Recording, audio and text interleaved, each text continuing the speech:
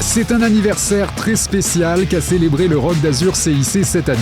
Et oui, la semaine dernière, la grand-messe mondiale du VTT soufflait sa 40e bougie. Au programme, du sport bien sûr, mais aussi un salon du VTT ouvert à tous, avec de nombreuses animations mettant à l'honneur les multiples facettes de la planète vélo.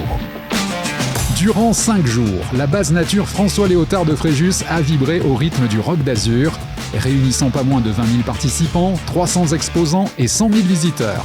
Et pour que tout se passe dans les meilleures conditions, comme chaque année, un dispositif impressionnant a été mis en place par les sapeurs-pompiers du Var pour veiller sur toutes et tous, petits et grands.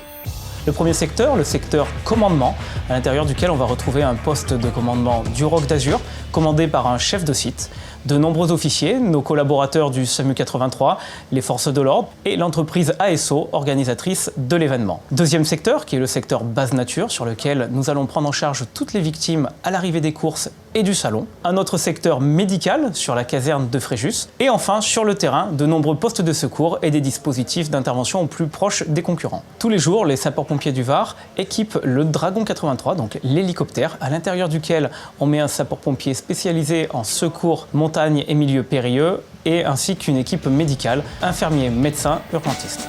Le Rock d'Azur CIC, c'est toujours une grande fête sportive avec son lot d'épreuves, de chutes et parfois de blessures. Et c'est là que le service de santé et de secours médical du SDIS 83 entre en action. En première ligne, pour la prévention et la prise en charge des urgences, il assure des interventions rapides et efficaces au service des victimes d'accidents. 9 infirmiers, 7 médecins par jour. Ça se répartit entre équipes prépositionnées sur le terrain, équipe médicale, une équipe héliportée, transportée par le Dragon. On a un infirmier à l'arrivée des courses qui fait le tri sur les pathologies présentées par les gens et qui les oriente en fonction.